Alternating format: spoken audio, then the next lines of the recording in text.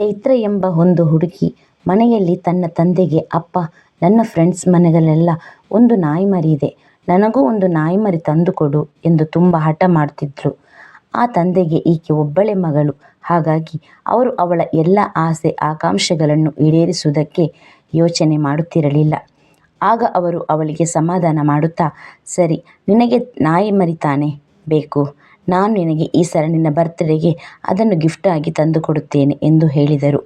ಆ ತಂದೆ ಮಗಳಿಗೆ ಹೇಳಿದಂತೆ ಒಂದು ಪುಟ್ಟ ನಾಯಿಮರಿಯನ್ನು ಅವಳಿಗೆ ಗಿಫ್ಟ್ ಆಗಿ ತಂದುಕೊಡುತ್ತಾರೆ. ಅದನ್ನು ನೋಡಿದ ಅವಳಿಗೆ ಎಲ್ಲಿಲ್ಲದ ಸಂತೋಷವಾಗುತ್ತದೆ. ತನ್ನ ಬರ್ತ್ಡೇಗೆ ಬಂದಿದ್ದ ಫ್ರೆಂಡ್ಸ್ಗಳಿಗೆಲ್ಲ ಆ ನಾಯಿಯನ್ನು ತೋರಿಸಿ ಸಂತೋಷದಿಂದ ಸಂಭ್ರಮಿಸುತ್ತಾಳೆ. ಅವಳು ನಾಯಿಯನ್ನು ತುಂಬ ಮುದ್ದಿಸುತ್ತಾ ಪ್ರೀತಿ ಮಾಡುತ್ತಿರುತ್ತಾಳೆ. ಆ ನಾಯಿಯು ಅವಳ ಜೊತೆ ಚೆನ್ನಾಗಿ ಹೊಂದಿಕೊಳ್ಳುತ್ತದೆ. ಆದರೆ ಚೈತ್ರ ಆ ನಾಯಿಯ ಜೊತೆ ಒಂದು ಕೆಟ್ಟ ಕೆಲಸ ಮಾಡುತ್ತಾಳೆ. ಆ ನಾಯಿ ಚೈತ್ರ ಜೊತೆ ಮಾಡಿದ್ದನ್ನು ನೋಡಿ ಎಲ್ಲರೂ ದಂಗಾಗಿ ಹೋಗುತ್ತಾರೆ. ಅಷ್ಟಕ್ಕೂ ಆ ನಾಯಿ ಅಂಥ ಕೆಲಸವನ್ನು ಚೈತ್ರಳ ಜೊತೆ ಸೇರಿ ಏನು ಮಾಡಿತ್ತು ಎನ್ನುವುದನ್ನು ನೋಡುವುದಕ್ಕೆ ಈ ಕಥೆಯನ್ನು ಎಲ್ಲೋ ಕೂಡ ಸ್ಕಿಪ್ ಮಾಡದೆ ಪೂರ್ತಿ ವಿಡಿಯೋವನ್ನು ನೋಡಿ. ಈ ಕತೆ ಚಿಕ್ಕ ಮಕ್ಕಳಿಂದ ಹಿಡಿದು ದೊಡ್ಡವರ ತನಕ ಒಂದು ನೀತಿ ಕಥೆಯಾಗಿದೆ. ಈ ಘಟನೆ ಹರಿಯಾಣದ ಸಿಟಿಯಲ್ಲಿ ನಡೆದಿದೆ. ಹರಿಯಾಣ ಸಿಟಿಯಲ್ಲಿ ಒಂದು ಸುಂದರವಾದ ಕುಟುಂಬ ಜೀವನ ಮಾಡುತ್ತಿತ್ತು. ಆ ಕುಟುಂಬದಲ್ಲಿ ಗಂಡ ಹೆಂಡತಿ ಚೈತ್ರ ಎಂಬ ಒಬ್ಬ ಮುದ್ದಾದ ಮಗಳಿದ್ದಳು. ಇವರ ಈ ಪುಟ್ಟ ಕುಟುಂಬ ಸಂತೋಷದಿಂದ ಜೀವನ ಮಾಡುತ್ತಿತ್ತು. ಚೈತ್ರ ಓದು ಬರಹದಲ್ಲಿ ತುಂಬಾ ಚುರುಕಾಗಿದ್ಳು. ಅವಳು 16 ವರ್ಷದ ಹುಡುಗಿಯಾಗಿದ್ದಳು. ಅವಳ ತಂದೆ ತಾಯಿಗೆ ಅವಳನ್ನು ಒಬ್ಬ ಒಳ್ಳೆಯ ದೊಡ್ಡ ಅಧಿಕಾರಿಯನ್ನಾಗಿ ಮಾಡಬೇಕೆಂಬ ಆಸೆ ಇತ್ತು. ಚೈತ್ರ ಕೂಡ ತಾನು ಚೆನ್ನಾಗಿ ಓದಿ ಒಂದು ಒಳ್ಳೆಯ ಕೆಲಸವನ್ನು ಮಾಡಬೇಕು ಎಂದು ಕನಸು ಕಾಣುತ್ತಿದ್ಳು. ಅವಳ ತಂದೆ ತಾಯಿ ಅದಕ್ಕೆ ಬೇಕಾದ ಎಲ್ಲ ರೀತಿಯ ಸೌಲಭ್ಯಗಳನ್ನು ಒದಗಿಸಿಕೊಡುತ್ತಿದ್ದರು. ಓದುವುದರಲ್ಲಿ ಯಾವುದೇ ಸಮಸ್ಯೆ ಇರಬಾರದು ಮತ್ತು ಅವಳು ತನ್ನ ಜೀವನದಲ್ಲಿ ಉತ್ತುಂಗಕ್ಕೆ ಏರಬೇಕು, ಒಂದು ಒಳ್ಳೆಯ ಕೆಲಸಕ್ಕೆ ಸೇರಬೇಕು ಎಂದು ಕನಸು ಕಾಣುತ್ತಿದ್ದರು. ಚೈತ್ರ ಒಬ್ಬಳೇ, ಅವಳೇ ಮಗಳಾಗಿದ್ದರಿಂದ ಅವಳ ಎಲ್ಲ ಅಗತ್ಯಗಳಿಗೂ ಅವಳ ತಂದೆ ಬೆನ್ನೆಲುಬಾಗಿ ನಿಂತಿದ್ದರು. ಚೈತ್ರ ತಂದೆ ಒಂದು ಪ್ರೈವೇಟ್ ಕಂಪನಿಯಲ್ಲಿ ಕೆಲಸ ಮಾಡುತ್ತಿದ್ದರು. ಅವಳ ತಾಯಿ ಒಂದು ಸಣ್ಣದಾದ ಟೈಲರಿಂಗ್ ಅಂಗಡಿಯನ್ನು ಇಟ್ಟುಕೊಂಡು ಬಟ್ಟೆಗಳನ್ನು ಹೊಲೆಯುತ್ತಿದ್ದರು. ಗಂಡ ಹೆಂಡತಿ ಇಬ್ಬರು ಬೆಳಗ್ಗೆ ಕೆಲಸಕ್ಕೆ ಹೋದರೆ ಮತ್ತೆ ಸಾಯಂಕಾಲ 5ರ ಮೇಲೆ ಮನೆಗೆ ವಾಪಸ್ ಬರುತ್ತಿದ್ದರು. ಚೈತ್ರ ಕೂಡ ಒಬ್ಬಳೇ ಶಾಲೆಗೆ ಹೋಗಿ ಮನೆಗೆ ಬರುತ್ತಿದ್ಳು. ಶಾಲೆ ಮುಗಿಸಿ ಮನೆಗೆ ಬಂದ ತಕ್ಷಣ ನಂತರ ಟ್ಯೂಷನ್ಗೆ ಹೋಗ್ತಿದ್ಳು. ಟ್ಯೂಷನ್ ಮುಗಿಸಿಕೊಂಡು ತನ್ನ ಗೆಳತಿಯರ ಮನೆ ಅಲ್ಲೇ ಅಕ್ಕಪಕ್ಕದಲ್ಲಿ ಇದ್ದಿದ್ದರಿಂದ ಅವರ ಮನೆಗೆ ಹೋಗಿ ಸ್ವಲ್ಪ ಹೊತ್ತು ಆಟವಾಡಿಕೊಂಡು ಬರುತ್ತಿದ್ಳು. ಈ ದಿನವೂ ಕೂಡ ಚೈತ್ರ ಎಂದಿನಂತೆ ಗೆಳೆಯರ ಮನೆಗೆ ಹೋದಾಗ ತನ್ನ ಗೆಳತಿಯ ಮನೆಯಲ್ಲಿ ಒಂದು ಪುಟ್ಟ ನಾಯಿಮರಿಯನ್ನು ನೋಡುತ್ತಾಳೆ. ಅವಳ ಗೆಳತಿ ಅದರ ಜೊತೆ ಆಟ ಆಡುತ್ತಾ ಸಮಯ ಕಳೆಯುತ್ತಿದ್ದನ್ನು ನೋಡಿ ಚೈತ್ರಳಿಗೂ ಕೂಡ ಆಸೆಯಾಗುತ್ತದೆ. ನನಗೆ ನನ್ನ ಜೊತೆ ಆಟ ಆಡುವುದಕ್ಕೆ ಅಣ್ಣ ತಮ್ಮ ಅಕ್ಕ ತಂಗಿ ಯಾರೂ ಇಲ್ಲ, ನಾನು ಕೂಡ ನನ್ನ ಗೆಳತಿ ಹಾಗೆ ಒಂದು ನಾಯಿಮರಿಯನ್ನು ತಂದು ಸಾಕಿದರೆ ನನಗೆ ಒಬ್ಬ ಫ್ರೆಂಡ್ ಸಿಕ್ಕಂತಾಗುತ್ತದೆ ಮತ್ತು ನಾನು ಅದರ ಜೊತೆ ಆಟವಾಡುತ್ತಾ ಸಮಯ ಕಳೆಯಬಹುದು ಎಂದು ಯೋಚನೆ ಮಾಡುತ್ತಾಳೆ. ಅದರಂತೆ ಸೀದಾ ಮನೆಗೆ ಬಂದು ತನ್ನ ತಂದೆಯ ಬಳಿ ಹಠ ಹಿಡಿದಳು. ಅಪ್ಪ, ನನಗೆ ಒಂದು ನಾಯಿಮರಿ ಬೇಕೇ ಬೇಕು. ನನ್ನ ಗೆಳತಿಯ ಮನೆಯಲ್ಲಿ ಎಷ್ಟು ಮುದ್ದಾದ ನಾಯಿಮರಿ ಇದೆ ಗೊತ್ತಾ? ಅವಳು ಅದರ ಜೊತೆ ಆಟವಾಡುತ್ತಾಳೆ, ಊಟ ತಿನ್ನಿಸುತ್ತಾಳೆ, ಅದಕ್ಕೆ ಸ್ನಾನ ಮಾಡಿಸುತ್ತಾಳೆ. ಅವಳಿಗೆ ಆ ನಾಯಿಮರಿ ಮನೆಯಲ್ಲಿ ಇರುವುದರಿಂದ ರಜೆ ಇದ್ದಾಗೆಲ್ಲ ಅದರ ಜೊತೆ ಸಮಯ ಕಳೆಯುವುದೇ ಗೊತ್ತಾಗಲ್ವಂತೆ. ಅದಕ್ಕೆ ನನಗೂ ಕೂಡ ಒಂದು ನಾಯಿ ಬೇಕು ಎಂದು ಹಠ ಹಿಡಿದು ಕೂರುತ್ತಾಳೆ. ಅವಳ ತಂದೆ ಕೂಡ ಮಗಳು ಆಸೆ ಪಡುತ್ತಿದ್ದಾಳೆ ಎಂದು ಅವಳ ಬರ್ತ್ಡೇ ದಿನದಂದು ನಾಯಿಮರಿಯನ್ನು ತಂದು ಗಿಫ್ಟಾಗಿ ಕೊಡುತ್ತಾರೆ. ಅದನ್ನು ನೋಡಿ ಚೈತ್ರ ತುಂಬ ಸಂತೋಷ ಪಡುತ್ತಾಳೆ. ಅದು ಬಂದ ಮೇಲೆ ಅವಳು ಅದರ ಜೊತೆ ಹಗಲು ಇರುಳು ಆಟವಾಡುತ್ತಾ, ಅದಕ್ಕೆ ಸ್ನಾನ ಮಾಡಿಸುತ್ತಾ, ಊಟ ಮಾಡಿಸುತ್ತಾ, ಅದಕ್ಕೆ ಮೇಕಪ್ ಮಾಡುತ್ತಾ ಅದರ ಜೊತೆ ಸಮಯವನ್ನು ಹೆಚ್ಚಾಗಿ ಕಳೆಯುತ್ತಿದ್ಳು. ಹೀಗೆ 1 ವರ್ಷ ಕಳೆದು ಹೋಯಿತು. ಆ ನಾಯಿಮರಿಯು ಕೂಡ ಈಗ ಸ್ವಲ್ಪ ದೊಡ್ಡದಾಗಿತ್ತು. ಹೀಗೆ ಅವರ ಸಂಸಾರ ತುಂಬ ಸುಖದಿಂದ ನೆಮ್ಮದಿಯಿಂದ ಸಾಗುತ್ತಿತ್ತು. ಯಾವುದೇ ಕೊರತೆ ಇರಲಿಲ್ಲ. ಹೀಗಿರುವಾಗ ಒಂದು ದಿನ ಚೈತ್ರ ಹೋಗುವ ಶಾಲೆಯಲ್ಲಿ ತುಂಬಾ ಕೆಟ್ಟ ಗುಣಗಳಿರುವ ಕೆಲವು ಹುಡುಗಿಯರು ಸಹ ಇದ್ದರು. ಅವರೆಲ್ಲರೂ ಶ್ರೀಮಂತರ ಮಕ್ಕಳಾಗಿದ್ದರು. ಅವರ ಎಲ್ಲರ ಹತ್ತಿರ ಮೊಬೈಲ್ ಕೂಡ ಇತ್ತು. ಒಂದು ದಿನ ಚೈತ್ರ ಶಾಲೆಗೆ ಹೋದ ಅವಳ ಗೆಳತಿಯೊಬ್ಬಳು, ಚೈತ್ರ, ನಾಯಿಮರಿ ಹೇಗಿದೆ ಅಂತ ಕೇಳ್ತಾಳೆ. ಆಗ ಚೈತ್ರ ತುಂಬ ಚೆನ್ನಾಗಿದೆ ಕಣೆ, ಆ ನಾಯಿಮರಿ ಬಂದ ಮೇಲೆ ನನಗೂ ಕೂಡ ಸ್ವಲ್ಪ ಟೈಮ್ ಪಾಸ್ ಆಗ್ತಿದೆ ಅಂತ ಹೇಳ್ತಾಳೆ. ನೋಡೆ, ಅದು ಮರಿ ಹಾಕಿದಾಗ ನನಗೂ ಕೂಡ ಕೊಡಬೇಕು ನೀನು ಅಂತ ಚೈತ್ರ ಗೆಳತಿ ಕೇಳ್ತಾಳೆ. ಆಗ ಚೈತ್ರ, ಅದು ಹೇಗೆ ಮರಿ ಹಾಕುತ್ತೆ, ಮನೆಯಲ್ಲಿ ಒಂದು ನಾಯಿ ಮರಿ ಇರೋದು ಅಂತ ಹೇಳ್ತಾಳೆ. ಆಗ ಅವಳ ಗೆಳತಿ, ಅಲ್ಲ ಕಣೆ, ಅದನ್ನು ತಗೊಬಂದು ನೀನು 1 ವರ್ಷ ಆಯಿತು, ಇಲ್ಲಿಯವರೆಗೂ ಗೊಂಡು ನಾಯಿ ಹತ್ರ ಕರ್ಕೊಂಡು ಹೋಗಿಲ್ವಾ ಅಂತ ಕೇಳ್ತಾಳೆ. ಆಗ ಚೈತ್ರ, ಇಲ್ಲ ಕಣೆ ಅಂತ ಹೇಳಿ ಸುಮ್ಮನಾಗ್ತಾಳೆ.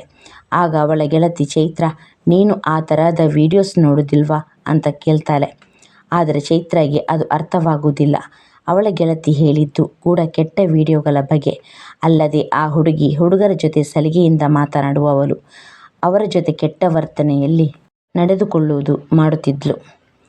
ಆಗ ಚೈತ್ರ, ನೀನು ಯಾವ ವಿಡಿಯೋ ಬಗ್ಗೆ ಮಾತನಾಡುತ್ತಿದ್ದೀಯಾ, ಇದರ ಬಗ್ಗೆ ನನಗೆ ಏನೂ ಗೊತ್ತಿಲ್ಲ ಅಂತ ಹೇಳ್ತಾಳೆ. ಆಗ ಅವಳ ಗೆಳತಿ, ನೀನು ತುಂಬ ಹಳೆ ಕಾಲದವಳು, ತೀರ ದಡ್ಡಿ ಕಣೆ, ನೀನು ಒಂದು ಸಲ ಈ ವಿಡಿಯೋವನ್ನು ನೋಡಿದರೆ ಮತ್ತೆ ನಿನ್ನ ಇಡೀ ಜೀವನವೇ ಬದಲಾಗುತ್ತೆ ಎಂದಳು. ಆಗ ಚೈತ್ರ, ನಾನು ಎಷ್ಟೋ ಸಿನಿಮಾಗಳನ್ನು ನೋಡಿದ್ದೀನಿ ಕಣೆ, ಅದರಲ್ಲಿ ಎಲ್ಲ ಫ್ಯಾಮಿಲಿ ಸ್ಟೋರಿ ಇಲ್ಲ ಲವ್ ಸ್ಟೋರಿ ಈ ರೀತಿಯ ಎಲ್ಲ ಸಿನಿಮಾಗಳನ್ನು ನೋಡಿದ್ದೇನೆ. ಆದರೆ ನೀನು ಹೇಳ್ತಿರುವಂಥ ಮತ್ತು ನಾನು ನೋಡದೇ ಇರುವಂಥ ಸಿನಿಮಾ ಯಾವುದು ಅಂತ ಕೇಳ್ತಾಳೆ. ಆಗ ಅವಳ ಗೆಳತಿ, ಸರಿ, ನೀನು ಆಂಟಿಯ ಥರ ಎಲ್ಲ ಬರೀ ಫ್ಯಾಮಿಲಿ ಸ್ಟೋರಿ ನೋಡಿದ್ಯಾ, ನಾನು ನಿನಗೆ ಈ ಫಿಲಮ್ ವೆಬ್ಸೈಟ್ ಹೆಸರನ್ನು ಹೇಳ್ತೀನಿ, ನೀನು ಮನೆಗೆ ಹೋಗಿ ರಾತ್ರಿ ಒಬ್ಬಳೇ ಆ ಮೂವಿಯನ್ನು ನೋಡು ಅಂತ ಹೇಳ್ತಾಳೆ. ಆಗ ಚೈತ್ರ, ಇಲ್ಲ ಕಣೆ, ನನಗೆ ರಾತ್ರಿ ಹೊತ್ತು ಬೇಗ ನಿದ್ದೆ ಮಾಡಿಬಿಡ್ತೀನಿ, ನೀನೇ ಸ್ಟೋರಿ ಏನು ಅಂತ ಹೇಳು. ಹೌದು, ಹೀರೋ ಯಾರು, ಹೀರೋಯಿನ್ ಯಾರು ಅಂತ ಕೇಳ್ತಾಳೆ. ಆಗ ಅವಳ ಗೆಳತಿ ಹೇಳ್ತಾಳೆ, ಅದಕ್ಕೆ ನಿನಗೆ ಹೇಳಿದ್ದು, ನೀನು ಹಳೆ ಕಾಲದ ಮುದುಕಿ ಅಂತ. ಹೀರೋ ಹೀರೋಯಿನ್ ಯಾರೂ ಇರೋದಿಲ್ಲ, ಎಲ್ಲ ಹೊಸಬರೇ. ಆ ಸ್ಟೋರಿ ಹೇಳಿದರೆ ಥ್ರಿಲ್ ಇರಲ್ಲ, ಹೇಳೋದಿಕ್ಕೂ ಆಗಲ್ಲ, ನೀನು ಮನೆಗೆ ಹೋಗಿ ನೋಡು, ತುಂಬ ಚೆನ್ನಾಗಿರುತ್ತೆ ಅಂತ ಹೇಳ್ತಾಳೆ. ಇದನ್ನೆಲ್ಲ ಕೇಳಿದ ರೀತಿ ಚೈತ್ರ, ಈ ರೀತಿ ಫಿಲಮ್ ಯಾವುದು ಇರಬಹುದು, ಇವಳು ಹೇಳೋ ರೀತಿ ಆ ಫಿಲಮ್ ಅಷ್ಟೊಂದು ಇಂಟ್ರೆಸ್ಟಿಂಗ್ ಆಗಿರುತ್ತಾ ಅಂತ ಯೋಚನೆ ಮಾಡ್ತಾ ಸಂಜೆ ಮನೆಗೆ ಹೋಗ್ತಾಳೆ. ನಂತರ ಟ್ಯೂಷನ್ ಮುಗಿಸಿಕೊಂಡು ಮನೆಯಲ್ಲಿ ನಾಯಿಯನ್ನು ಸ್ವಲ್ಪ ಹೊತ್ತು ವಾಕಿಂಗ್ ಕರೆದುಕೊಂಡು ಹೋಗಿ ಬಂದು ರಾತ್ರಿ ಆಗ್ತಿದ್ದಂಗೆ ಕೂತು ಊಟ ಮುಗಿಸಿ ರೂಮಿಗೆ ಮಲಗೋಕ್ಕೆ ಹೋಗ್ತಾಳೆ. ಆಗ ಅವಳಿಗೆ ಅವಳ ಗೆಳತಿ ಹೇಳಿದ ಮಾತು ನೆನಪಿಗೆ ಬರುತ್ತೆ ಮತ್ತು ಅವಳ ಗೆಳತಿ ಇದನ್ನು ಕೂಡ ಹೇಳಿರ್ತಾಳೆ. ಚೈತ್ರ, ನೀನು ಆ ಮೂವಿ ನೋಡಿದ ಮೇಲೆ ನಿನಗೆ ಅದರ ಬಗ್ಗೆ ಏನು ಅನಿಸುತ್ತೆ ಅಂತ ನನಗೆ ನಾಳೆ ಸ್ಕೂಲ್ಗೆ ಬಂದಾಗ ಹೇಳು ಅಂತ ಕೇಳಿರ್ತಾಳೆ. ನಂತರ ಚೈತ್ರ ಅದರಂತೆ ಅವಳ ಫೋನ್ ತೆಗೆದುಕೊಂಡು ಅವಳ ಫ್ರೆಂಡ್ ಹೇಳಿದ ವೆಬ್ಸೈಟಿಗೆ ಹೋಗಿ ವಿಡಿಯೋ ನೋಡೋದಕ್ಕೆ ಶುರು ಮಾಡ್ತಾಳೆ. ಮೊದಲ ಬಾರಿ ಅವಳು ಆ ವಿಡಿಯೋ ನೋಡಿದಾಗ ಅವಳಿಗೆ ಅಸಹ್ಯವೆನಿಸಿ ವಿಚಿತ್ರ ಮನಸ್ಥಿತಿ ಉಂಟಾಗುತ್ತದೆ. ಆಗ ತಕ್ಷಣ ಅವಳು ಫೋನ್ ಆಫ್ ಮಾಡಿ ಮಲಗಿಬಿಡುತ್ತಾಳೆ. ಎಂದಿನಂತೆ ಮಾರನೇ ದಿನ ಎದ್ದು ಸ್ಕೂಲಿಗೆ ಹೋಗ್ತಾಳೆ. ಆಗ ಲಂಚ್ ಬ್ರೇಕ್ನಲ್ಲಿ ಅವಳ ಗೆಳತಿ ಅವಳ ಬಳಿ ಬಂದು ಎಂದು ಕೇಳ್ತಾಳೆ, ಏನು ಚೈತ್ರ, ನಾನು ಹೇಳಿದ್ದ ಮೂವಿನ ರಾತ್ರಿ ನೋಡಿದ್ಯಾ ಅಂತ ಕೇಳ್ತಾಳೆ. ಆಗ ಚೈತ್ರ, ಹ್ಞೂ ಕಣೆ ನೋಡದೆ, ಆದರೆ ಯಾಕೋ ನನಗೆ ವಿಡಿಯೋಸ್ ಓಪನ್ ಮಾಡಿದಂಗೆ ಒಂಥರ ಅಸಹ್ಯ ಅಂತ ಅನಿಸ್ಬಿಡ್ತು, ಹಾಗಾಗಿ ನಾನು ಪೂರ್ತಿ ವಿಡಿಯೋ ನೋಡೋಕ್ಕೆ ಹೋಗಲಿಲ್ಲ, ಮೊಬೈಲ್ ಆಫ್ ಮಾಡಿ ಮಲ್ಕೊಂಡು ಬಿಟ್ಟೆ ಅಂತ ಹೇಳ್ತಾಳೆ. ಆಗ ಅವಳ ಗೆಳತಿ, ನೀನು ಇನ್ನೂ ಇವತ್ತಿನ ಕಾಲಕ್ಕೆ ಅಪ್ಡೇಟ್ ಆಗಿಲ್ಲ, ಹಳೆ ಕಾಲದವಳ ಥರನೇ ಇದೆಯಾ, ಈಗಿನ ಕಾಲದ ಬಗ್ಗೆ ನಿನಗೆ ಏನು ಗೊತ್ತಿಲ್ಲ ಅಂದರೆ ನೀನು ಒಂಥರ ಪೆದ್ದು ಅಂತ ಹೇಳಿ ಅವಳ ಗೆಳತಿ ಅಲ್ಲಿಂದ ಹೊರಟು ಹೋಗ್ತಾಳೆ. ಆದರೆ ಚೈತ್ರ ಮನಸ್ಸಲ್ಲಿ ಅದು ಒಂದು ರೀತಿಯ ಬದಲಾವಣೆಯನ್ನು ಉಂಟು ಮಾಡಿರುತ್ತೆ. ಹಾಗಾಗಿ ಅವಳು ಮತ್ತೆ ಆ ದಿನ ರಾತ್ರಿ ಮನೆಗೆ ಹೋಗಿ ರಾತ್ರಿ ಮಲಗಿದಾಗ ಫೋನ್ನ ಕೈಗೆ ತೆಗೆದುಕೊಂಡು ಮತ್ತೆ ಆ ವೆಬ್ಸೈಟ್ ಓಪನ್ ಮಾಡ್ತಾಳೆ. ಆ ವಿಡಿಯೋವನ್ನು ನೋಡುವಾಗ ಅವಳಿಗೆ ವಿಚಿತ್ರ ಭಾವನೆಗಳು ಉಂಟಾಗುತ್ತಿತ್ತು. ಅವಳಿಗೆ ಗೊತ್ತಾಗದೆ ಏನೋ ಒಂದು ರೀತಿಯ ಸಂಚಲನ ಅವಳ ಮೈಯೆಲ್ಲ ಆವರಿಸಿತು. ಅವಳಲ್ಲಿ ವಿಚಿತ್ರ ಭಾವನೆಗಳು ಮೂಡ್ತಿದ್ದು. ಮತ್ತೆ ಎಂದಿನಂತೆ ಬೆಳಿಗ್ಗೆ ಶಾಲೆಗೆ ಹೋದಾಗ ಅವಳ ಗೆಳತಿ, ಏನು ಚೈತ್ರ, ನಿನ್ನೆ ರಾತ್ರಿಯಾದರೂ ಮೂವಿನ ನೋಡಿದ್ಯಾ, ಇಲ್ಲ, ಮತ್ತೆ ಅದೇ ರೀತಿ ಫೋನ್ ಆಫ್ ಮಾಡಿ ಮಲ್ಕೊಂಡ ಅಂತ ಕೇಳ್ತಾಳೆ. ಆಗ ಚೈತ್ರ, ಥೂ, ಅದೆಂಥ ಮೂವಿ, ಸ್ವಲ್ಪನೂ ಇಷ್ಟ ಆಗಲಿಲ್ಲ, ಎಲ್ಲ ಬರೀ ಹೊಲಸು ವಿಡಿಯೋಗಳು ಎಂದು ಹೇಳ್ತಾಳೆ. ಆಗ ಅವಳ ಗೆಳತಿ, ನೀನು ಈ ವಿಡಿಯೋಗಳನ್ನು ಮೊದಲ ಸಲ ನೋಡ್ತಿರೋದು, ಅದಕ್ಕೆ ನಿನಗೆ ಹಾಗೆ ಅನಿಸಿರುತ್ತೆ, ನೀನು ಡೈಲಿ ರಾತ್ರಿ ಈ ವಿಡಿಯೋಗಳನ್ನು ನೋಡ್ತಾ ಇರು, ನಿನಗೂ ಕೂಡ ಆ ರೀತಿಯೆಲ್ಲ ಇರಬೇಕು ಅನ್ನೋ ಹಾಗೆ ಆಸೆ ಹುಟ್ಟುತ್ತದೆ. ಮತ್ತು ಯಾರಾದರೂ ಒಬ್ಬ ಹುಡುಗನ ಜೊತೆ ಸ್ನೇಹ ಮಾಡಬೇಕು ಅಂತ ಅನಿಸುತ್ತೆ, ಹಾಗೇನಾದರೂ ಅನಿಸಿದರೆ ನೀನು ನನಗೆ ಹೇಳು ಅಂತ ಹೇಳ್ತಾಳೆ. ಚೈತ್ರಾಗೆ ತನ್ನ ಗೆಳತಿಯ ಮಾತು ಒಂದು ಅರ್ಥವಾಗುವುದಿಲ್ಲ. ಆದರೂ ಕೂಡ ಚೈತ್ರ ದಿನ ರಾತ್ರಿ ವಿಡಿಯೋಗಳನ್ನು ನೋಡುವುದನ್ನು ಬಿಡುವುದಿಲ್ಲ. ಪ್ರತಿ ರಾತ್ರಿ ವಿಡಿಯೋ ನೋಡೋದಕ್ಕೆ ಶುರು ಮಾಡ್ತಾಳೆ. ದಿನಗಳು ಕಳೆಯುತ್ತಿದ್ದಂತೆ ಅವಳ ಮನಸ್ಸಿನಲ್ಲಿ ಆ ವಿಡಿಯೋದಲ್ಲಿ ಇರುವಂತಹ ಭಾವನೆಗಳು ಮೂಡುತ್ತಿದ್ದವು. ಇದೆಲ್ಲ ತುಂಬಾ ತಪ್ಪಾಗಿದ್ದವು. ಆದರೆ ಅವಳು ನಿರಂತರವಾಗಿ 1 ತಿಂಗಳವರೆಗೆ ಆ ವಿಡಿಯೋಗಳನ್ನು ನೋಡುತ್ತಿದ್ಳು. ನಂತರ ಒಂದು ದಿನ ಶಾಲೆಗೆ ಹೋದಾಗ ಕ್ಲಾಸ್ನಲ್ಲಿ ತನ್ನ ಸ್ನೇಹಿತೆ ಹತ್ತಿರ ಹೋಗಿ, ನೋಡೆ, ನಾನು ದಿನ ರಾತ್ರಿ ಆ ವಿಡಿಯೋಗಳನ್ನೆಲ್ಲ ನೋಡ್ತಾ ಇದ್ದೀನಿ, ಅವುಗಳನ್ನು ನೋಡಿದ ಮೇಲೆ ಅದರಲ್ಲಿ ಇರೋ ಹಾಗೆ ನನಗೂ ಇರಬೇಕು ಅಂತ ಆಸೆ ಆಗ್ತಿದೆ. ನನಗೂ ಕೂಡ ಯಾವುದಾದರೂ ಒಬ್ಬ ಹುಡುಗನನ್ನು ಫ್ರೆಂಡ್ ಮಾಡಿಕೊಡು ಅಂತ ಕೇಳ್ತಾಳೆ. ಆಗ ಅವಳ ಗೆಳತಿ, ಈಗ ಬಂದೆ ನೀನು ದಾರಿಗೆ, ಈಗ ನೀನು ಅಪ್ಡೇಟ್ ಆಗೋದನ್ನು ಕಲಿತಾ ಇದ್ದೀಯ. ಸರಿ ಆಯಿತು ಬಿಡು, ನಾನು ನಿನಗೆ ಒಂದು ನಂಬರ್ ಕೊಡ್ತೀನಿ, ಆ ನಂಬರ್ಗೆ ರಾತ್ರಿ ಕಾಲ್ ಮಾಡು ಅಂತ ಹೇಳ್ತಾಳೆ. ಆಗ ಚೈತ್ರ, ಸರಿ ಕಣೆ ಆಯಿತು ಅಂತ ಹೇಳಿ ಅವಳ ಬಳಿ ನಂಬರ್ ತೆಗೆದುಕೊಂಡು ಸಾಯಂಕಾಲ ಸ್ಕೂಲ್ ಮುಗಿಸಿಕೊಂಡು ಮನೆಗೆ ಹೋಗ್ತಾಳೆ. ಇತ್ತ ಅವಳ ತಂದೆ ತಾಯಿ ಕೂಡ ಹೆಚ್ಚಾಗಿ ಅವಳ ಕಡೆ ಯಾವುದರ ಬಗ್ಗೆಯೂ ಗಮನ ಕೊಡುವುದಿಲ್ಲ. ಯಾಕಂದರೆ ಅವರಿಗೆ ಇದೆಲ್ಲ ಗೊತ್ತೇ ಇರುವುದಿಲ್ಲ. ಅವರಿಗೆ ಕೇವಲ ಮಗಳು ಶಾಲೆಗೆ ಹೋಗಿ ಓದುತ್ತಿದ್ದಾಳೆ ಮತ್ತು ಮನೆಗೆ ಬಂದು ಅವಳ ಮುದ್ದಾದ ನಾಯಿಮರಿ ಜೊತೆ ಮತ್ತು ಟ್ಯೂಷನ್ಗೆ ಹೋಗುವುದನ್ನು ಮಾಡುತ್ತಿದ್ದಾಳೆ ಅಂತ ನಂಬಿದ್ರು. ರಾತ್ರಿ ಅಪ್ಪ ಅಮ್ಮನ ಜೊತೆ ಕೂತು ಊಟ ಮಾಡಿ ರೂಮ್ಗೆ ಹೋಗಿ ಬಾಗಿಲು ಹಾಕಿಕೊಂಡು ತನ್ನ ಗೆಳತಿ ಕೊಟ್ಟಿದ್ದ ನಂಬರ್ಗೆ ಕಾಲ್ ಮಾಡ್ತಾಳೆ. ಆ ಕಡೆಯಿಂದ ಸುಭಾಷ್ ಅನ್ನೋ ಹುಡುಗ ಕಾಲ್ ರಿಸೀವ್ ಮಾಡ್ತಾನೆ. ಹಲೋ, ಯಾರು ಎಂದು ಕೇಳಿದಾಗ ಆ ಕಡೆಯಿಂದ ಚೈತ್ರ, ನಾನು ಚೈತ್ರ ಅಂತ ಹೇಳ್ತಾಳೆ. ಆಗ ಸುಭಾಷ್, ಯಾವ ಚೈತ್ರ, ನಿನಗೆ ನನ್ನ ನಂಬರ್ ಹೇಗೆ ಸಿಕ್ತು ಅಂತ ಕೇಳ್ತಾನೆ. ಆಗ ಚೈತ್ರ, ನಿನ್ನ ನಂಬರ್ನ ನನಗೆ ನನ್ನ ಫ್ರೆಂಡ್ ಪ್ರಿಯಾ ಕೊಟ್ಟಿದ್ದು ಅಂತ ಹೇಳಿದಾಗ, ಓ ಹೌದಾ, ಹಾಗಿದ್ರೆ ಸರಿ ಅಂತ ಹೇಳಿ ಮಾತನಾಡೋದಕ್ಕೆ ಮುಂದುವರಿಸ್ತಾನೆ. ಸುಭಾಷ್ 24 ವರ್ಷದ ದಷ್ಟಪುಷ್ಟ ಹುಡುಗನಾಗಿದ್ದ. ಚೈತ್ರ ಮತ್ತು ಸುಭಾಷ್ ಪ್ರತಿ ರಾತ್ರಿ ಹೀಗೆ ಅವರ ಪರ್ಸನಲನ್ನು ಮಾತನಾಡತೊಡಗಿದರು. ಹೀಗೆ 1.5 ತಿಂಗಳು ಕಳೆದು ಹೋಗಿತ್ತು. ಒಂದು ದಿನ ಸುಭಾಷ್, ಚೈತ್ರ ಪ್ರತಿದಿನ ಮೊಬೈಲ್ನಲ್ಲಿ ಮಾತಾಡಿ ಸಾಕಾಗಿದೆ, ನಾವಿಬ್ಬರು ಒಂದು ದಿನ ಯಾಕೆ ಭೇಟಿ ಮಾಡಬಾರದು ಅಂತ ಕೇಳ್ತಾನೆ. ಅದನ್ನು ಕೇಳಿ ಚೈತ್ರಾಗೆ ತುಂಬ ಸಂತೋಷವಾಗುತ್ತೆ. ಯಾಕಂದರೆ ಅವಳ ಮನಸ್ಸಲ್ಲೂ ಕೂಡ ಎಷ್ಟೋ ದಿನದಿಂದ ಈ ಆಸೆ ಇತ್ತು. ಆಗ ಚೈತ್ರ ಕೂಡ ಸರಿ, ನಾವಿಬ್ಬರು ಭೇಟಿ ಮಾಡೋಣ ಅಂತ ಹೇಳ್ತಾಳೆ. ಆಗ ಸುಭಾಷ್, ಎಲ್ಲಿ ಭೇಟಿ ಮಾಡೋಣ ಅಂತ ಕೇಳ್ತಾ ಇಬ್ಬರು ಅದರ ಬಗ್ಗೆ ಡಿಸ್ಕಸ್ ಮಾಡ್ತಾರೆ. ಕೊನೆಗೆ ಚೈತ್ರ, ಓಕೆ, ಮಧ್ಯಾಹ್ನ ನಾನು ಕ್ಲಾಸಿಂದ ಹುಷಾರಿಲ್ಲ ಅಂತ ಹೇಳಿ ಹಾಫ್ ಡೇ ರಜೆ ತೆಗೆದುಕೊಂಡು ಬರ್ತೀನಿ. ನನ್ನ ಅಪ್ಪ ಅಮ್ಮ ಕೂಡ ಕೆಲಸಕ್ಕೆ ಹೋಗಿರ್ತಾರೆ, ನೀನು ಆರಾಮವಾಗಿ ನಮ್ಮ ಮನೆಗೆ ಬರಬಹುದು ಅಂತ ಹೇಳ್ತಾಳೆ. ಚೈತ್ರ ಹೇಳಿದ ಹಾಗೆ ಒಂದು ದಿನ ಅವಳು ತನ್ನ ಕ್ಲಾಸ್ಗೆ ಬಂಕ್ ಮಾಡಿ ಮನೆಗೆ ಬರ್ತಾಳೆ. ಅಷ್ಟರಲ್ಲಿ ಸುಭಾಷ್ ಅವನು ಕೂಡ ಅವಳ ಮನೆಗೆ ಬರ್ತಾನೆ. ಮನೆಯೊಳಗೆ ಬಂದ ತಕ್ಷಣ ಚೈತ್ರ ಸುಭಾಷ್ ನನ್ನ ಬೆಡ್ರೂಮ್ಗೆ ಕರೆದುಕೊಂಡು ಹೋಗ್ತಾಳೆ. ಇಬ್ಬರು ಸ್ವಲ್ಪ ಹೊತ್ತು ಮಾತನಾಡುತ್ತಾರೆ. ನಂತರ ಸುಭಾಷ್ ಅವಳ ಮೈಕೈ ಮುಟ್ಟಲು ಶುರು ಮಾಡ್ತಾನೆ. ಆದರೆ ಚೈತ್ರ ಅದಕ್ಕೆ ಅಡ್ಡಿ ಮಾಡದೆ ಅವನಿಗೆ ಸಹಕರಿಸುತ್ತಾಳೆ. ಚೈತ್ರ ತುಂಬ ಚಿಕ್ಕ ಹುಡುಗಿಯಾಗಿದ್ದಳು. ಆದರೂ ಅವಳು ಸುಭಾಷ್ಗೆ ಈ ದಿನ ತನ್ನನ್ನು ತಾನು ಸಂಪೂರ್ಣವಾಗಿ ಅರ್ಪಿಸಿಕೊಂಡು ಬಿಟ್ಟಿದ್ದಳು. ಇಬ್ಬರ ಮಧ್ಯೆ ಸಂಬಂಧ ಬೆಸೆದುಕೊಂಡಿತ್ತು. ಹೀಗೆ ಇಬ್ಬರು ಮಧ್ಯಾಹ್ನದವರೆಗೂ ಸಮಯವನ್ನು ಕಳೆಯುತ್ತಾರೆ. ನಂತರ ಸುಭಾಷ್ ಚೈತ್ರಳ ಅಪ್ಪ ಅಮ್ಮ ಬರುವ ಸಮಯ ಆಗಿದೆ ಎಂದು ತಿಳಿದು ಮನೆಯಿಂದ ಹೊರಟು ಹೋಗ್ತಾನೆ. 1 ತಿಂಗಳವರೆಗೂ ಸುಭಾಷ್ ಮತ್ತು ಚೈತ್ರ ಇದೇ ರೀತಿ ದೈಹಿಕ ಸಂಪರ್ಕವನ್ನು ನಡೆಸುತ್ತಾರೆ. ಮನೆಯ ಅಕ್ಕಪಕ್ಕದವರೆಲ್ಲ ಈ ವಿಷಯವನ್ನು ಗಮನಿಸುತ್ತಾರೆ. ಒಂದು ದಿನ ಚೈತ್ರ ತಂದೆಗೆ ಮನೆಯ ಪಕ್ಕದವರು ಈ ವಿಷಯವನ್ನು ತಿಳಿಸುತ್ತಾರೆ. ನೋಡಿ, ಪ್ರತಿದಿನ ನೀವು ನಿಮ್ಮ ಹೆಂಡತಿ ಕೆಲಸಕ್ಕೆ ಹೋದ ನಂತರ ನಿಮ್ಮ ಮನೆಗೆ ಒಬ್ಬ ಹುಡುಗ ಬರುತ್ತಾನೆ. ನಿಮ್ಮ ಮಗಳು ಡೋರ್ ಓಪನ್ ಮಾಡಿ ಅವನನ್ನು ಒಳಗೆ ಕರೆದುಕೊಂಡು ಹೋಗ್ತಾಳೆ. ತುಂಬ ಸಮಯ ಆದ ನಂತರ ನೀವು ಮನೆಗೆ ಬರುವಷ್ಟರಲ್ಲಿ ಅವನು ಇಲ್ಲಿಂದ ಹೊರಟು ಹೋಗ್ತಾನೆ. ಆದರೆ ನಾನು ಯಾವುದೇ ಕೆಟ್ಟ ಭಾವನೆಯಿಂದ ನಿಮಗೆ ಈ ವಿಷಯವನ್ನು ಹೇಳುತ್ತಿಲ್ಲ, ನಾನು ಕಣ್ಣಾರಿ ನೋಡಿದ್ದಕ್ಕೆ ಹೇಳ್ತಿದ್ದೇನೆ. ನೀವು ಇದರ ಬಗ್ಗೆ ಒಮ್ಮೆ ಗಮನ ಹರಿಸಿ ನೋಡಿ ಎಂದು ಹೇಳುತ್ತಾರೆ. ಆಗ ಚೈತ್ರಳ ತಂದೆಗೆ ನಿಂತ ನೆಲ ಕುಸಿದಂತಾಗುತ್ತದೆ. ತುಂಬ ದುಃಖದಿಂದಲೇ ಮನೆಯೊಳಗೆ ಹೋಗಿ ತಮ್ಮ ಹೆಂಡತಿಗೆ ಹೇಳುತ್ತಾರೆ. ಗಂಡ ಹೆಂಡತಿ ಇಬ್ಬರು ಮಗಳು ಶಾಲೆಯಿಂದ ಬಂದ ತಕ್ಷಣ ಈ ವಿಷಯದ ಬಗ್ಗೆ ಮಾತನಾಡುತ್ತಾರೆ. ಆಗ ಚೈತ್ರ, ಇಲ್ಲ ಅಪ್ಪ, ಹಾಗೆಲ್ಲ ಏನೂ ಇಲ್ಲ, ಯಾರು ಹೇಳಿದ್ರು ನಿಮಗೆ, ನೀವು ನನಗಿಂತ ಬೇರೆಯವರ ಮಾತನ್ನೇ ಹೆಚ್ಚಾಗಿ ನಂಬುತ್ತಿದ್ದೀರಾ, ನೀವು ಹೀಗೆ ಮಾಡುತ್ತಿರುವುದು ನನಗೆ ಬೇಸರ ಉಂಟು ಮಾಡುತ್ತಿದೆ ಎಂದು ಹೇಳುತ್ತಾಳೆ. ಚೈತ್ರಳ ತಾಯಿ ಅವಳ ಮಾತನ್ನು ಕೇಳಿ ಅವಳನ್ನು ನಂಬಿಬಿಡುತ್ತಾರೆ. ಆದರೆ ಚೈತ್ರಳ ತಂದೆ ಈ ವಿಷಯದ ಬಗ್ಗೆ ಮಗಳನ್ನು ನಂಬುವುದಿಲ್ಲ. ಯಾಕಂದರೆ ಅವರಿಗೆ ಹೇಳಿದ ಪಕ್ಕದ ಮನೆಯವರು ಒಳ್ಳೆಯ ವ್ಯಕ್ತಿಯಾಗಿದ್ದರು ಮತ್ತು ಅವರನ್ನು ತುಂಬ ವರ್ಷಗಳಿಂದ ಚೈತ್ರ ತಂದೆ ನೋಡಿದ್ದರು. ಆದರೆ ಚೈತ್ರ ತಂದೆ ಈ ವಿಷಯದ ಬಗ್ಗೆ ಈಗ ಹೆಚ್ಚು ಮಾತನಾಡೋದು ಬೇಡ, ಇದು ಸರಿಯಾದ ಸಮಯ ಅಲ್ಲ ಅಂತ ಹೇಳಿ ಆ ವಿಷಯವನ್ನು ಹಾಗೆ ಮನಸ್ಸಿನಲ್ಲಿ ಇಟ್ಟುಕೊಳ್ಳುತ್ತಾರೆ. ಅದನ್ನು ನೋಡಿ ಚೈತ್ರ, ನನ್ನ ಅಪ್ಪ ಅಮ್ಮ ಯಾರು ನಾನು ಹೇಳಿದ್ದನ್ನು ನಂಬಿಬಿಟ್ಟಿದ್ದಾರೆ ಎಂದು ತಿಳಿದುಕೊಳ್ಳುತ್ತಾಳೆ. ಮಾರನೇ ದಿನವೂ ಕೂಡ ಎಂದಿನಂತೆ ಬೆಳಿಗ್ಗೆ ಎದ್ದು ಚೈತ್ರಳ ತಂದೆ ತಾಯಿ ಕೆಲಸಕ್ಕೆ ರೆಡಿಯಾಗಿ ಹೋಗ್ತಾರೆ.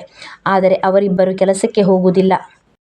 ಚೈತ್ರಾಳಿಗೆ ಗೊತ್ತಿಲ್ಲದಂತೆ ಪಕ್ಕದ ಮನೆಯಲ್ಲಿ ಕೂತುಕೊಂಡು ಯಾವ ಹುಡುಗ ನಾವಿಲ್ಲದ ಸಮಯದಲ್ಲಿ ನಮ್ಮ ಮಗಳನ್ನು ಭೇಟಿ ಮಾಡಲು ಬರುತ್ತಿದ್ದಾನೆ ಎಂದು ಹೊಂಚು ಹಾಕುತ್ತಿರುತ್ತಾರೆ. ಈಗ ಸಮಯ ಮಧ್ಯಾಹ್ನವಾಗಿತ್ತು. ಸುಭಾಷ್ ಎಂದಿನಂತೆ ತಾನು ಬರುತ್ತಿದ್ದ ಟೈಮ್ಗೆ ಚೈತ್ರ ಮನೆಯ ಬಳಿ ಬರುತ್ತಾನೆ ಮತ್ತು ಚೈತ್ರ ಕೂಡ ಮನೆಯ ಡೋರನ್ನು ಓಪನ್ ಮಾಡಿ ಅವನನ್ನು ಒಳಗೆ ಕರೆದುಕೊಂಡು ಹೋಗ್ತಾಳೆ. ಇದನ್ನು ನೋಡಿದ ಚೈತ್ರ ತಂದೆ ತಾಯಿ ಬೆಚ್ಚಿ ಬೀಳುತ್ತಾರೆ. ಆಗ ತಕ್ಷಣ ಅವರಿಬ್ಬರು ಮನೆಯ ಹತ್ತಿರ ಹೋಗಿ ಬಾಗಿಲನ್ನು ತಟ್ಟುತ್ತಾರೆ. ಆಗ ಚೈತ್ರ, ಇಷ್ಟೊತ್ತಿನಲ್ಲಿ ಇಲ್ಲಿಗೆ ಯಾರು ಬಂದಿರಬಹುದು, ನಮ್ಮ ಮನೆಗೆ ಈ ಸಮಯದಲ್ಲಿ ಯಾರು ಬರುವುದಿಲ್ಲ ಎಂದು ಯೋಚನೆ ಮಾಡುತ್ತಾ ಒಳಗಿನಿಂದಲೇ ಯಾರೋ ಎಂದು ಕೂಗುತ್ತಾಳೆ. ಆಗ ಚೈತ್ರ ತಂದೆ ಅವಳ ರೂಮಿನ ಕಿಟಕಿ ಬಳಿ ಹೋಗಿ ಇಣುಕಿ ನೋಡಿದಾಗ ಚೈತ್ರ ಮತ್ತು ಆ ಹುಡುಗ ಇಬ್ಬರು ಬೆತ್ತಲಾಗಿರುತ್ತಾರೆ. ಅದನ್ನು ನೋಡಿ ಚೈತ್ರ ತಂದೆ ಕಿಟಕಿಯ ಕಂಬಿ ಹಿಡಿದು ಅಲ್ಲೇ ಕುಸಿದು ಕುಂತು ಬಿಡುತ್ತಾರೆ. ಈಗ ಅವರಿಗೆ ಒಂದು ಕಡೆ ಎಲ್ಲಿ ಇಲ್ಲದ ಕೋಪ, ಇನ್ನೊಂದು ಕಡೆ ಮಗಳು ಮಾಡಿದ ಮೋಸ ಎಲ್ಲವೂ ಅವರನ್ನು ಒಂದೇ ಸಮಯಕ್ಕೆ ಕುಗ್ಗಿಸಿತು. ಆಗ ಚೈತ್ರ ತಾಯಿ ಗಂಡನ ಬಳಿ ಬಂದು, ಯಾಕೆ, ಏನಾಯಿತು, ನೀವು ಯಾಕೆ ಹೀಗೆ ಕುಸಿದು ಬಿದ್ದಿದ್ದೀರಾ ಎಂದು ಕೇಳುತ್ತಾಳೆ. ಆಗ ಚೈತ್ರ ತಂದೆ ತಲೆ ಬೆಚ್ಚಚ್ಚಿಕೊಂಡು, ನಾವಿನ್ನು ಭೂಮಿ ಮೇಲೆ ಮರ್ಯಾದೆಯಿಂದ ತಲೆ ಎತ್ತಿಕೊಂಡು ಓಡಾಡಲು ಸಾಧ್ಯವಿಲ್ಲ. ಭಾಗ್ಯ, ನಮ್ಮ ಮಗಳು ಕೆಟ್ಟ ದಾರಿ ಹಿಡಿದು ಬಿಟ್ಟಿದ್ದಾಳೆ, ದಾರಿ ತಪ್ಪಿದ್ದಾಳೆ ಅವಳು ಎಂದು ಕಣ್ಣೀರು ಸುರಿಸುತ್ತಾಳೆ. ಅದನ್ನು ಕೇಳಿದ ಚೈತ್ರ ತಾಯಿ, ನೀವೇನು ಮಾತನಾಡುತ್ತಿದ್ದೀರಾ, ಸುಮ್ಮನೆ ಏನನ್ನು ಯೋಚನೆ ಮಾಡಬೇಡಿ ಎಂದು ಹೇಳಿ ಗಂಡನ ಕೈ ಹಿಡಿದು ಕರೆದುಕೊಂಡು ಹೋಗಿ ಮತ್ತೆ ಬಾಗಿಲನ್ನು ತಟ್ಟುತ್ತಾರೆ. ಆಗ ಚೈತ್ರ ತನ್ನ ಬಟ್ಟೆಯನ್ನು ಹಾಕಿಕೊಂಡು ಬಂದು ಡೋರನ್ನು ತೆಗೆಯುತ್ತಾಳೆ. ಎದುರಿಗಿದ್ದ ತಂದೆ ತಾಯಿಯನ್ನು ನೋಡಿ ಅವಳಿಗೆ ಸಿಡಿಲು ಬಡಿದಂತಾಗಿತ್ತು. ಚೈತ್ರ ತಂದೆ ತಾಯಿ ಸೀದಾ ಅವಳ ಬೆಡ್ರೂಮ್ ಹತ್ತಿರ ಹೋಗುತ್ತಾರೆ. ಸುಭಾಷ್ ಇನ್ನು ಬೆಡ್ ಮೇಲೆ ಮಲಗಿರುತ್ತಾನೆ. ಅದನ್ನು ನೋಡಿ ಚೈತ್ರ ತಂದೆ ತಾಯಿಗೆ ಏನು ಮಾಡಬೇಕೆನ್ನುವುದೇ ಗೊತ್ತಾಗುವುದಿಲ್ಲ. ಇಬ್ಬರು ಬಿಟ್ಟ ಕಣ್ಣು ಬಿಟ್ಟ ಹಾಗೆ ನೋಡುತ್ತಾ ನಿಂತು ಬಿಡುತ್ತಾರೆ. ನಂತರ ಚೈತ್ರ ತಂದೆಗೆ ಕೋಪ ಬಂದು ಅಲ್ಲೇ ಪಕ್ಕದಲ್ಲಿದ್ದ ಒಂದು ಕೋಲನ್ನು ತೆಗೆದುಕೊಂಡು ಸುಭಾಷ್ಗೆ ಚೆನ್ನಾಗಿ ಬಾರಿಸುತ್ತಾರೆ. ಆಗ ಅವನು ಏಟು ತಾಳಲಾರದೆ ಅವರನ್ನು ತಳ್ಳಿ ತಪ್ಪಿಸಿಕೊಂಡು ಮನೆಯಿಂದ ಓಡಿ ಹೋಗುತ್ತಾನೆ. ಆಗ ಅವರು ಮಗಳಿಗೂ ಕೂಡ ಅದೇ ದೊಣ್ಣೆಯಿಂದ ಬಾರಿಸುತ್ತಾರೆ. ಏಟು ತಾಳಲಾರದ ಚೈತ್ರ, ಅಪ್ಪ ಅಮ್ಮ, ದಯವಿಟ್ಟು ನನ್ನನ್ನು ಕ್ಷಮಿಸಿಬಿಡಿ, ನನ್ನಿಂದ ತುಂಬಾ ದೊಡ್ಡ ತಪ್ಪು ಆಗಿಬಿಟ್ಟಿದೆ, ಇನ್ನು ಮುಂದೆ ನಾನು ಹೀಗೆ ಮಾಡುವುದಿಲ್ಲ, ದಯವಿಟ್ಟು ನನ್ನ ಕ್ಷಮಿಸಿಬಿಡಿ ಅಂತ ಕಾಲು ಹಿಡಿದು ಕೇಳಿಕೊಳ್ಳುತ್ತಾಳೆ. ಆಗ ಅವಳ ತಾಯಿ ಅವಳ ಕೆನ್ನೆಗೆ ಕೋಪ ತೀರುವವರೆಗೂ ಬಾರಿಸುತ್ತಾರೆ. ಆಗ ಅವರ ತಂದೆ ತಾಯಿ ಅವಳ ಜೊತೆ ಸ್ವಲ್ಪ ದಿನದವರೆಗೆ ಮಾತನಾಡುವುದಿಲ್ಲ ಮತ್ತು ಅವಳ ಫೋನ್ ಕೂಡ ಕಿತ್ತುಕೊಂಡಿದ್ದರು. ಆದರೆ ದಿನಗಳು ಕಳೆದ ಹಾಗೆ ಅವಳ ತಂದೆ ತಾಯಿ ಜೊತೆ ನಿಧಾನವಾಗಿ ಮಾತನಾಡಲು ಶುರು ಮಾಡುತ್ತಾಳೆ. ಅವರು ಕೂಡ ಅವಳನ್ನು ಕ್ಷಮಿಸಿ ಮತ್ತೆ ಅವಳಿಗೆ ಫೋನನ್ನು ಬುದ್ಧಿ ಹೇಳಿಕೊಡುತ್ತಾರೆ. ಹೀಗೆ 3-4 ತಿಂಗಳವರೆಗೆ ಚೈತ್ರ ಕೂಡ ಸುಭಾಷ್ಗೆ ಯಾವುದೇ ಕಾಲ್ ಆಗಲಿ ಮೆಸೇಜ್ ಆಗಲಿ ಮಾಡುವುದಿಲ್ಲ. ಆದರೂ ಅವಳ ಮನಸ್ಸಿನಲ್ಲಿ ಬರೀ ಸುಭಾಷ್ ತುಂಬಿಕೊಂಡಿರುತ್ತಾನೆ. ಚೈತ್ರ ಮತ್ತೆ ತನ್ನ ಮೊಬೈಲ್ನಲ್ಲಿ ರಾತ್ರಿ ಹೊತ್ತು ಹೊಲಸು ವಿಡಿಯೋಗಳನ್ನು ನೋಡೋದಕ್ಕೆ ಶುರು ಮಾಡ್ತಾಳೆ. ಆಗ ಮತ್ತೆ ಅವಳಿಗೆ ಸುಭಾಷ್ ಬೇಕು ಅಂತ ಅನಿಸುತ್ತೆ. ಅವನ ಜೊತೆ ಅವಳು ಕಳೆದಿದ್ದ ಸಮಯವನ್ನು ಪದೇ ಪದೇ ನೆನಪಿಸಿಕೊಳ್ಳುತ್ತಾ ಇರುತ್ತಾಳೆ. ಚೈತ್ರ ಮತ್ತೆ ಒಂದು ದಿನ ರಾತ್ರಿ ಸುಭಾಷ್ಗೆ ಕಾಲ್ ಮಾಡಿ ಮಾತನಾಡುತ್ತಾಳೆ. ಆಗ ಚೈತ್ರ ಅವನಿಗೆ, ನಾನು ನಿನ್ನನ್ನು ತುಂಬ ಮಿಸ್ ಮಾಡಿಕೊಳ್ಳುತ್ತಿದ್ದೇನೆ ಕಣೋ ಅಂತ ಹೇಳ್ತಾಳೆ. ಆ ಕಡೆಯಿಂದ ಸುಭಾಷ್ ಕೂಡ ಅದನ್ನೇ ಹೇಳ್ತಾನೆ. ಚೈತ್ರ ತಂದೆ ತಾಯಿ ಅವಳಿಗೆ ಮತ್ತೆ ಮಗಳ ಪ್ರೀತಿ ಕೊಟ್ಟರು ಕೂಡ ಅವಳು ಮಾತ್ರ ಅವರನ್ನು ಮನಸ್ಸಿನಲ್ಲಿ ತುಂಬ ದ್ವೇಷಿಸುತ್ತಾ ಇದ್ದಳು. ಈ ವಿಷಯವಾಗಿ ಚೈತ್ರ ಸುಭಾಷ್ನ ಭೇಟಿ ಮಾಡಲು ಬಯಸಿ ಅವನಿಗೆ ಮಧ್ಯಾಹ್ನದ ಸಮಯ ಬೇಡ, ರಾತ್ರಿ ಸಮಯದಲ್ಲಿ ಬಾ ಎಂದು ಹೇಳ್ತಾಳೆ. ಜೊತೆಗೆ ಒಂದು ಹರಿತವಾದ ಆಯುಧ ತೆಗೆದುಕೊಂಡು ಬಾ ಎಂದು ಹೇಳುತ್ತಾಳೆ. ಆಗ ಸುಭಾಷ್ ಕೇಳ್ತಾನೆ, ಹರಿತವಾದ ಆಯುಧ ಯಾಕೆ ಎಂದು. ಆಗ ಅವಳು, ನೀನು ಇದರ ಬಗ್ಗೆ ಏನನ್ನು ಕೇಳಬೇಡ, ಸುಮ್ಮನೆ ನಾನು ಹೇಳಿದಷ್ಟು ಕೇಳು, ನೀನು ಬರುವಾಗ ಹರಿತವಾದ ಆಯುಧವನ್ನು ತರಲು ಮರೆಯಬೇಡ ಎಂದು ಹೇಳಿ ಫೋನ್ ಕಟ್ ಮಾಡ್ತಾಳೆ. ಅದಕ್ಕೆ ಆ ಕಡೆಯಿಂದ ಸುಭಾಷ್ ಕೂಡ ಒಪ್ಪಿಕೊಂಡಿದ್ದ. ಚೈತ್ರ ತಂದೆ ತಾಯಿ ರಾತ್ರಿ ಊಟ ಮಾಡಿ ಮಗಳಿಗೆ ಗುಡ್ ನೈಟ್ ಹೇಳಿ ಮಲಗಲು ರೂಮಿಗೆ ಹೋದರು. ಆಗ ತಕ್ಷಣ ಚೈತ್ರ ಸುಭಾಷ್ಗೆ ಒಂದು ಮೆಸೇಜ್ ಹಾಕ್ತಾಳೆ. ಆಗ ತಕ್ಷಣ ಸುಭಾಷ್ ಕೂಡ ಸಂಜೆ ಮನೆಗೆ ಬರ್ತಾನೆ. ಆಗ ಚೈತ್ರ ಅವನನ್ನು ಜೊತೆಯಲ್ಲಿ ಕರೆದುಕೊಂಡು ತಂದೆ ತಾಯಿ ಮಲಗಿದ್ದ ರೂಮಿನ ಬಾಗಿಲನ್ನು ನಿಧಾನವಾಗಿ ತೆಗೆಯುತ್ತಾ ಒಳಗಡೆ ಹೋಗುತ್ತಾಳೆ. ಆಗ ಚೈತ್ರ ಸುಭಾಷ್ಗೆ ಹೇಳ್ತಾಳೆ, ನಾನು ಅಪ್ಪ ಅಮ್ಮನ ಊಟದಲ್ಲಿ ನಿದ್ದೆ ಮಾತ್ರೆಯನ್ನು ಹಾಕಿದ್ದೇನೆ, ಅವರು ಈಗ ಗಾಢ ನಿದ್ರೆಯಲ್ಲಿ ಮಲಗಿದ್ದಾರೆ, ನೀನು ತಂದಿರುವ ಆಯುಧದಿಂದ ಅವರನ್ನು ಕೊಂದು ಬಿಡು ಎಂದು ಹೇಳುತ್ತಾಳೆ.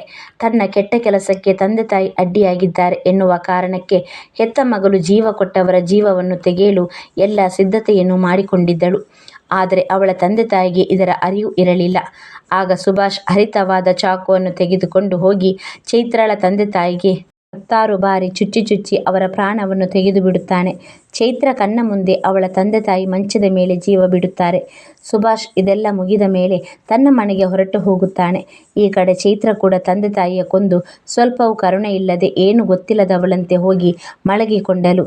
ಬೆಳಗ್ಗೆ 5 ಗಂಟೆಗೆ ಎದ್ದು ಜೋರಾಗಿ ಕೂಗಾಡಲು ತೊಡಗಿದಳು.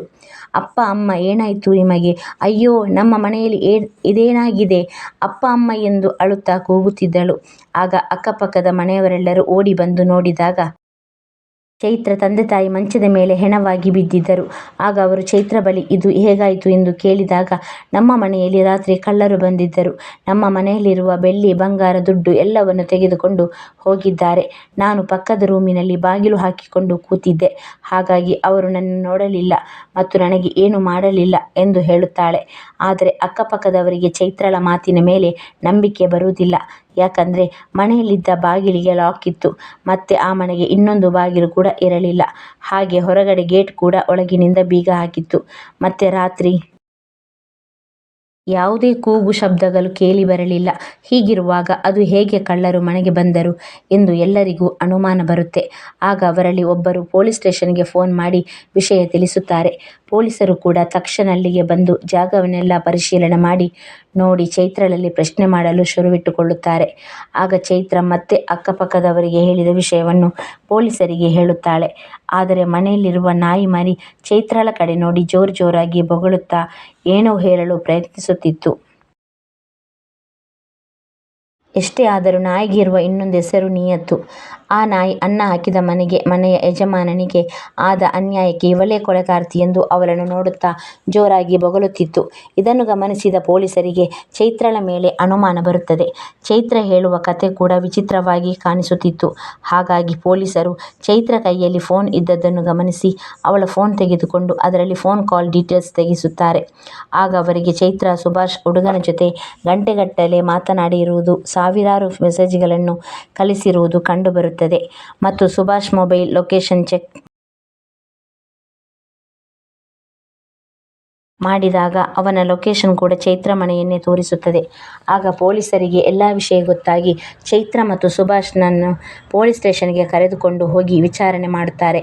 ಆಗ ಚೈತ್ರ ಪೊಲೀಸರಿಗೆ ನಾವಿಬ್ಬರು ಪ್ರೀತಿಸುತ್ತಿದ್ವಿ, ಹಾಗಾಗಿ ಫೋನ್ನಲ್ಲಿ ಅಷ್ಟೊತ್ತು ಮಾತಾಡ್ತಾ ಇದ್ವಿ ಎಂದು ಹೇಳುತ್ತಾಳೆ.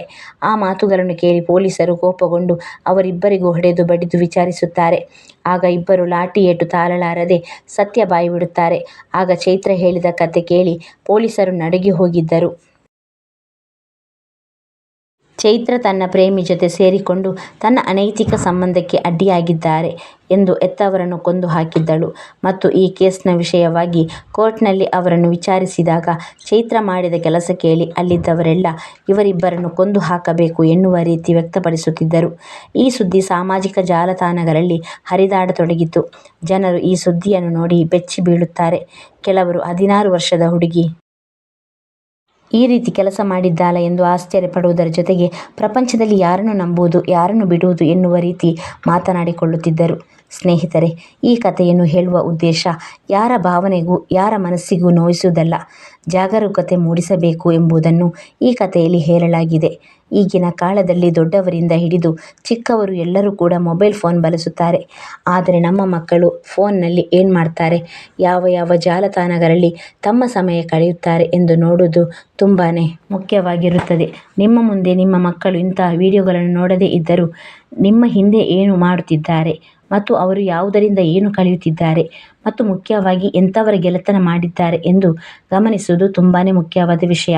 ಯಾಕಂದರೆ ಇಂತಹ ಘಟನೆಗಳು ಯಾವಾಗ ಯಾರ ಜೊತೆ ಸಂಭವಿಸುತ್ತವೆ ಎಂದು ಹೇಳಲು ಸಾಧ್ಯವಾಗುವುದಿಲ್ಲ. ಆದ್ದರಿಂದ ಎಲ್ಲರೂ ಎಚ್ಚರಿಕೆಯಿಂದ ಇರಿ. ಮಕ್ಕಳ ವಿಷಯದಲ್ಲಿ ತುಂಬಾ ಹುಷಾರಾಗಿರಿ. ಸ್ನೇಹಿತರೆ, ಈ ಕಥೆಯಲ್ಲಿ ಚೈತ್ರಳ ಬಗ್ಗೆ ನಿಮ್ಮ ಅಭಿಪ್ರಾಯವನ್ನು ನನಗೆ ಕಮೆಂಟ್ ಮೂಲಕ ತಿಳಿಸಿ. ಇದು ಇವತ್ತಿನ ಕಥೆಯಾಗಿತ್ತು. ಹಾಗೆಯೇ ಮನಸ್ಸಿನ ಮೌನ ಅಫಿಷಿಯಲ್ ಚಾನೆಲನ್ನು ಸಬ್ಸ್ಕ್ರೈಬ್ ಮಾಡಿ. ಮುಂದಿನ ಕಥೆಯೊಂದಿಗೆ ಭೇಟಿಯಾಗೋಣ. ಧನ್ಯವಾದಗಳು. ನಿಮ್ಮ ಸಪೋರ್ಟ್ ನನಗೆ ಯಾವಾಗಲೂ ಇರಲಿ.